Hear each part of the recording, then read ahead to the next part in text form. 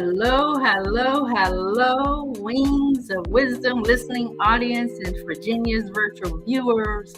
I am so excited to have my very first family member to come on Wings of Wisdom. She is my first cousin. Her mother and my father are sisters and brothers, and I am so grateful to be spotlighting and featuring this expert on her pathway to her purpose. She's known since she was 5 years old that she wanted to embrace the medical field. So we are going to dive deep on the Carla Epperson experience and how she is so passionate about bedside care. So Carla, give Virginia's virtual viewers a little backdrop of your bio, and also I want to emphasize first on who or what inspired you to embrace the medical field, and after 35 years, you are still passionate and compassionate about bedside care. Well, first of all, Virginia, I want to thank you. I want to thank God for this opportunity, you and the Lord for this opportunity. I know when we first spoke, it was not the right time, but like as I shared with you what's been going on from the first time you reached out to me till today, that God's timing is the right timing. A little bit of background on me. I am a registered nurse for 36 years. I started out as a diploma nurse. So those individuals that are transitioning into being an RN or financially may not can afford college or associate degrees or baccalaureate degrees, it's okay to do a diploma nursing. Shadyside Hospital School of Nursing was good to me. That's where I got my first diploma in nursing. I started out, first of all, as a tray girl. I started out as a tray girl at Allegheny General Hospital, knowing that I wanted to be a nurse, because like you said, at the age of 5, I was sickly. I had gotten burnt on my arm with hot grease on my leg. I remember being in the hospital. I remember my cousin Edwina being there. And it was a long journey. I remember my parents taking me to the hospital together. Both my father and my mother had taken me to the hospital. But that care, when I reflect and talk to family members, my one aunt Dawn told me that she remembers me as a child always being the one that's caring for other people, always caring, taking on other people's burdens. I didn't even realize that. But my aunt Dawn had shared that with me about 2 or 3 years ago. But through that process, at the age of 5, in high school, in my high school yearbook, it's noted that I wanted to go to the University of Pittsburgh to become a registered nurse. Ultimately, I did accomplish that goal. However, it was not straightforward. Like I said, when I graduated from high school, I went to Carlow College, thought I was making a lot of money as a nursing assistant. I thought I was making a lot of money as a nursing assistant. And as I was sitting here seeing the nurses, work as nurses, take care of the patients, I was like, I got to do this. So that inspired me to go back and get my RN diploma. And I got my RN diploma. Then I went on to work at Allegheny General Hospital as a nurse. And Betty, I can't remember Betty's name, but she was an RN, and she was a home care nurse, home care case manager, home care nurse. And I told her what my aspirations were. I told her that I wanted to get into I wanted to get into leadership. She said, go back and get your BSN. And those words from Miss Betty encouraged me to do that. I went on and got my BSc. And along the way, I can tell you, when you are pursuing God's purpose, He's going to put people in your path. Um, Prior to even going to Shadyside Hospital School of Nursing, I was sitting at the desk working, and I was on the phone with the financial aid officer at Shadyside Hospital School of Nursing, and she said, if you don't have 1,000, not many people know this. I can tell you about 3 people know this, and you're one of them. I shared it with you the other day. I was sitting at the desk, and I was on the phone with the financial aid officer at Shadyside Hospital School of Nursing, and she said, if you don't have $1,000, you can't start in August. And I asked her, can I pay in installments? And she said, no, you need to have the whole $1,000 up. So I hung up. I was sitting at the nurse's station crying, and I started to cry. And Miss Rita Brink, she was a wife of a psychiatrist. She was a part-time nurse, an older nurse who had been a nurse for over 30 years as well at that time. And I think about her all the time because she helped me. She took me in the back room. She took me in the locker room, and she said, Carla, what's wrong? And I told her, I said, I want to go to nursing school, but they told me I needed $1,000. And if I didn't have $1,000 in August, then I wouldn't be able to start.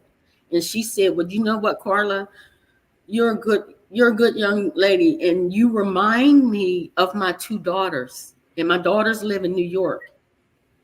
And you remind me of my 2 daughters. I tell you what, if you come up with 500, I'll give you 500. And here I am now, went from a BSN to an MSN. I went in 2004, me and my children relocated to North Carolina because I couldn't get a management job in an acute care facility with a BSN. So I went online and I applied to this job. I met the minimum requirements. BSN is a level 1. There's various levels of acute care facilities, and the level 1 trauma hospital is the top acute care facility. Any level 1, like your UPMC, your Allegheny Generals. So I applied to a level 1 trauma hospital in North Carolina. I met the minimum requirements, BSN, a year of management experience. And what I had did was although I was still working at Allegheny General, I decreased my hours to per diem as needed. And I took a management job in a long-term care facility in Shadyside. And so once I had got that year experience, and the minimum requirements that I needed to apply for that job was 1 year of management experience, a BSN, as well as geriatric experience.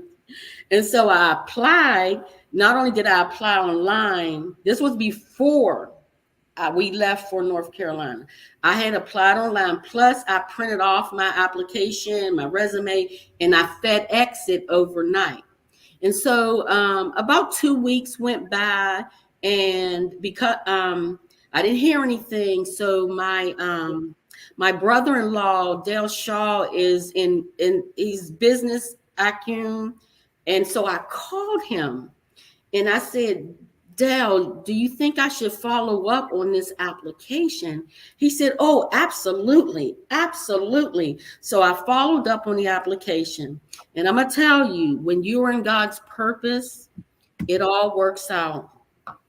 I start getting things in order, putting my house on the market. Now, grant you, I didn't share this information with you, Virginia, but I didn't have, I was still in the interview process.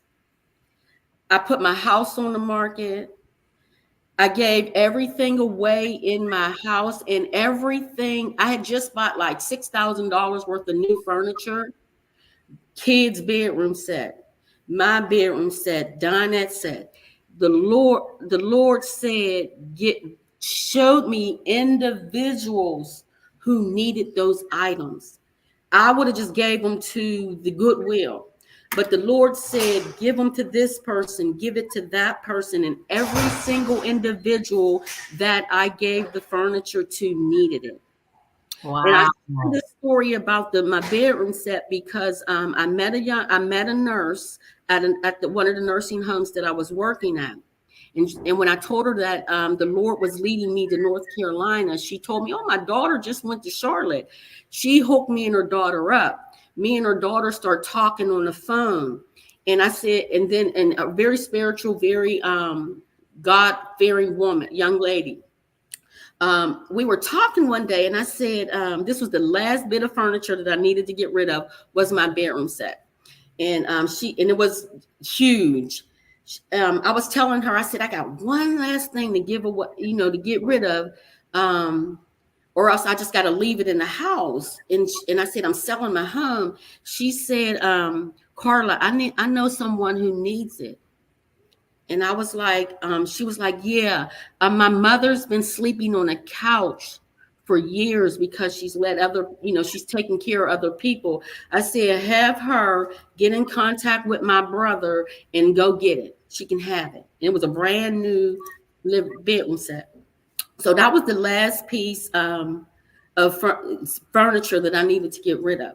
So when I got to North Carolina, the other testimony, when you're in God's purpose, the houses in my neighborhood where I had purchased my house, they were going for like $85,000.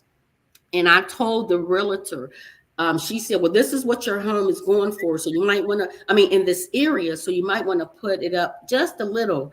I said, well, the Lord told me to put it up. It was over 100 that I told her that it was 115,000. I said, I want to put my home on the market for 115,000. And she was like, well, it's your home. You can put it on the market for whatever you want. Lo and behold, we got down to North Carolina. I was still in the interview process. I didn't have the job. So you talking about faith? 2 girls, 5-year-old and an 8-year-old. I had $5,000 in my purse. That was my savings at the time. That's all I had was $5,000, the Lord and my 2 girls, in a car that was paid off. We got to North Carolina. I'm still in the interview process, still don't have the job. Walking by faith. September 4th, I got a call. I interviewed with the director. I interviewed with the staff. I interviewed with the doctors. The director pulled me down in her office after I interviewed with the doctors, and she was like, Carla, these nurses got to get over it. They were looking for, they had rejected all other applicants. And my director, Priscilla Merriman, I will never forget her. She was a coach. She was a mentor. She said the staff has to get over, they're not going to get another JH. That was the name of the previous manager. They were looking for JH. JH was a nurse married to a doctor. That's the manager they were looking for. And so she said, but they just got to get over it. September 4th, I got a call at 4 p.m. by Karen, the recruiter, and offered me the job at the salaried. I was aspiring to get at back home, working as a nurse in Pennsylvania. I came in at where I was trying to get in 5 years. It would took me 5 years to get where they brought me in at. Then 8 o'clock that night, I got a call from the realtor, and there was a bed on the house, one bed, and that individual wanted to pay $5,000 less than what I was asking for. And I called my sister Jada, because her and her husband are business acumen, and she said, Carla, don't go back and forth, because the woman that was buying the house, she was buying it for her mother. She lived in Florida. Her mother lived in Pennsylvania, and the house was in Penn Hills. She was buying it for her mother. My sister said, don't go back and forth. She's doing what God would want her to do. So I sold it for that amount. Wow. I'm telling you, Virginia, my life in obedience to the Spirit of the Lord. And again, we love our family. We love our mother. We love our fathers. But I remember my mother saying, you're taking my grandchildren away. And I said, I got to do what the Lord tells me to do. And when I got to North Carolina, my career took off. Wow, a pathway to purpose, and Wings of Wisdom is built on biblical principles. And in Proverbs 19:21, I know that's your foundational scripture. Many are the plans on of a man, but God's. You got a little background noise back there, but the Lord's purpose always prevails. So I'm grateful that you followed the purpose of the Lord. But can you share some key qualities or skills that are essential for those individuals aspiring to be nurses or in the medical field? What are those skills or qualities that would give them success? First, you got to be grounded or have a relationship with God, or a sense. You got to know, you got to listen to the Spirit, the Holy Spirit. You got to you have to be called. Okay. Many are called, few are chosen. But those that are truly called, and I shared this with you at one of our conversations. If I didn't get paid doing what I do as a nurse, I'd still do it. Mm-hmm. If I can survive without being paid, or live a lifestyle that I desire and not be paid, I would do it. I'd go in there every day and take care of those patients. Wow. Well, what challenges have you faced during your career span? Because you went from bedside care to the top of the tier, director of nursing, right, and basically back to bedside care. So what challenges have you faced, and how did you overcome them?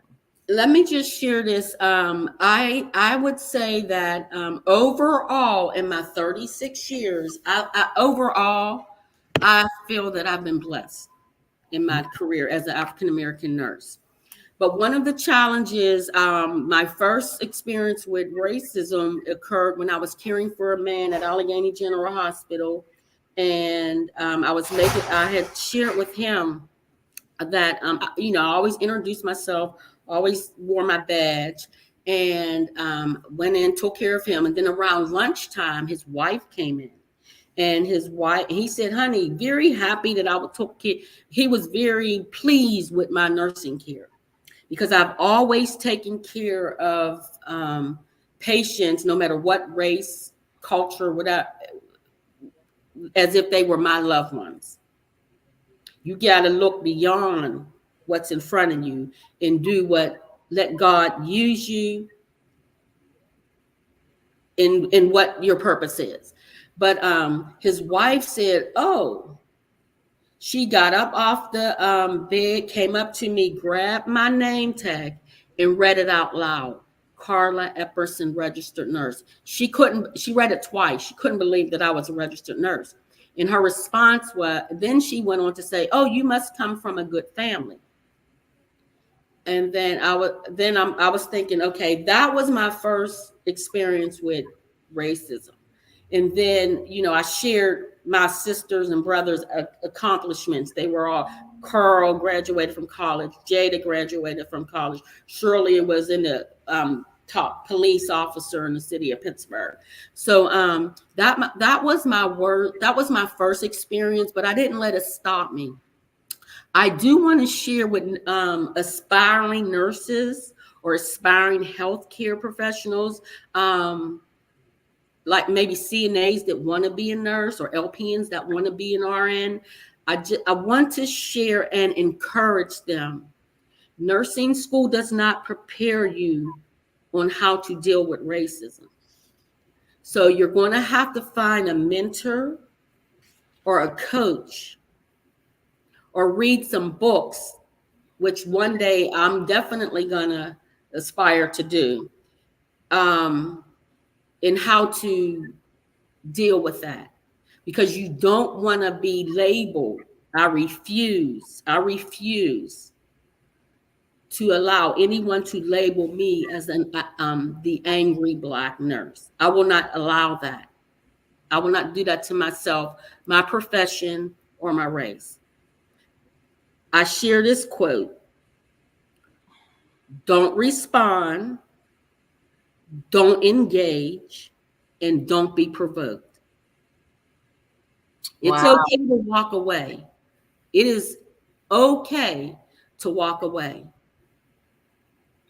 Don't respond, don't engage, and don't allow anyone to provoke you. And that is colleagues, physicians, patients, ancillary personnel in the hospital. Don't respond, don't engage, and don't be provoked. Yes, and I love your motto when you said, go where you are celebrated, not where you are tolerated. So that is the key too. And with mentorship, I had a mentor that mentored me, and she was been in the medical field for over 40 years, and she's a life coach. And her name is Miss Jacelyn Blankenship, and she helped lay the foundation for traveling nurses. So can you share the benefits and also the challenges of becoming a traveling nurse? Because I know you've embraced that as well. Yeah. One other challenge, when you say some of the challenges as it relates to my career, you encounter family challenges as well.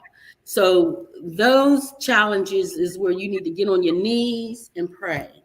I had to get on my knees and pray.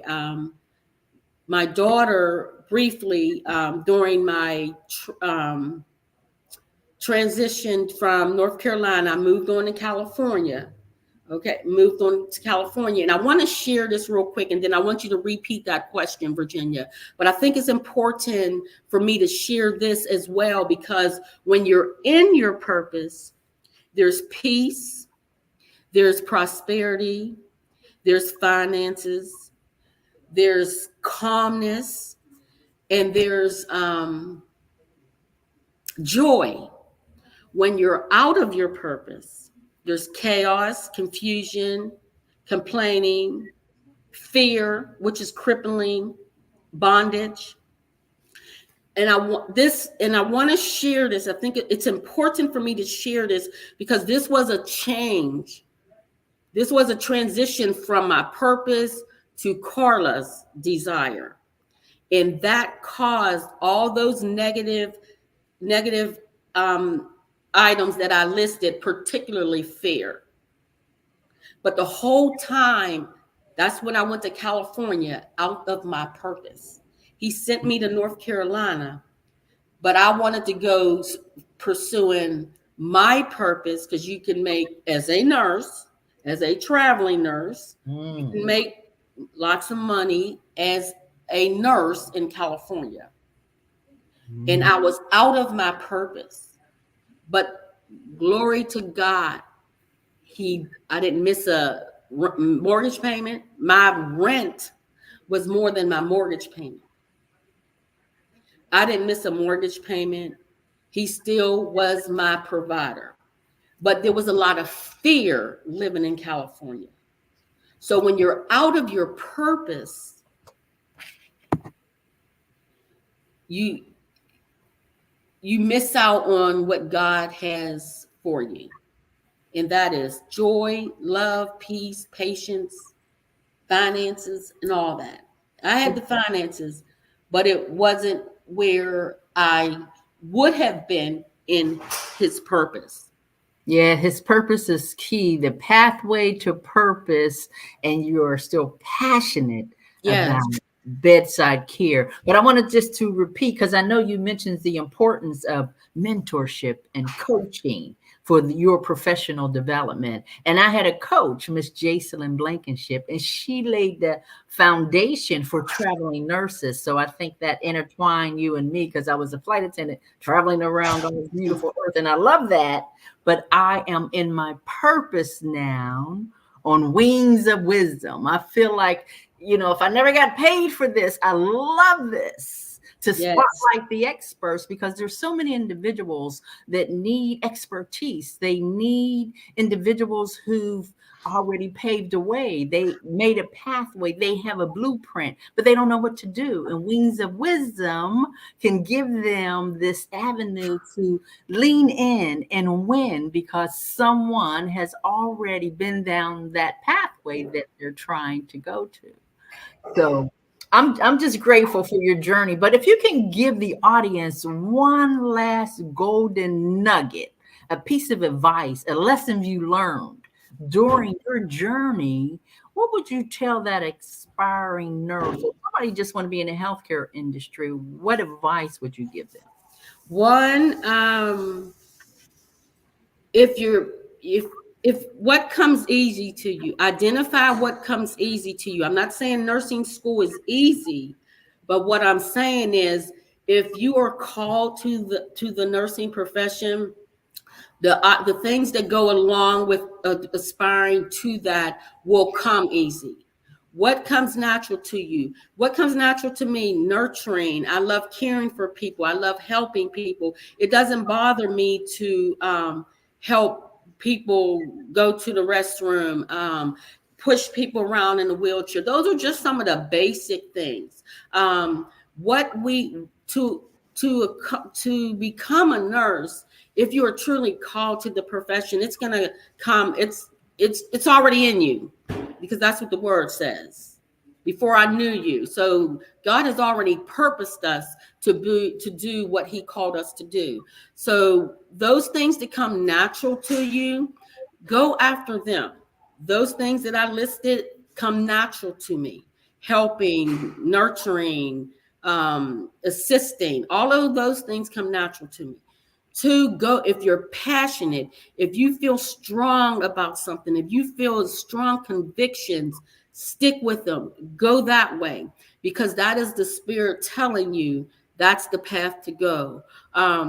If you see that you stand out, I never, to this day, I don't have a lot of friends, because I'm no nonsense. I have zero tolerance for foolishness. So maybe I shouldn't have said it that way, but I have a no nonsense and a leader, and I have thick skin. That's what I should have said. I have thick skin. So a leader, you have to be able to make decisions and not so much not worry about what other people say, but make decisions, assess your decision, and go forward. If you see that you have those leadership qualities, then that's part of your being. That's part of your purpose. And when I reflect back on my 36 years, God has always sent me in leadership positions, because most of my 36 years has been in leadership, in environments where I was the voice for the oppressed. It might have been an oppressed patient population. For example, in one facility, one organization, I noticed when you go, the particular patient population wasn't being treated like the other patient population. Another organization I went to, the nurses were afraid of the manager, was afraid of our boss.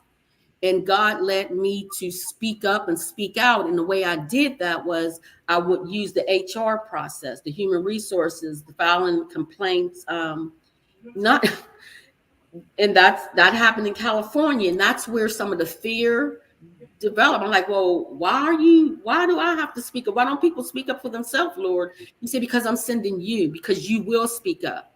And the whole time I was there, I was fearful, but I never lost my job. I was fearful. I wrote a strong letter. I even wrote a letter to the county board of supervisors who oversees the whole county. So I went all the way up there speaking on behalf of the nurses, and he never left me. He never left me.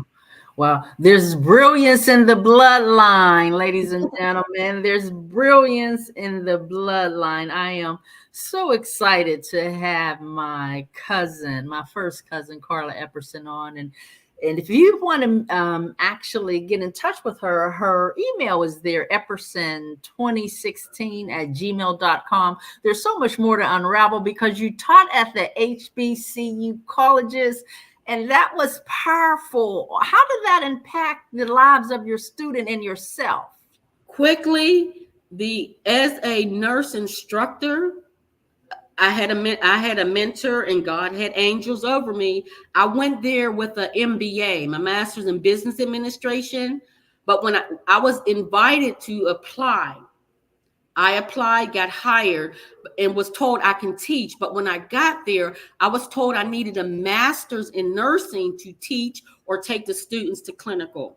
So Dr. Harris, the dean at the time, the chair at the time, encouraged me to go back and get my MSN. I did it in 18 months, a year and a half. And I was able to teach in the classroom as an associate professor and take students to the clinical site.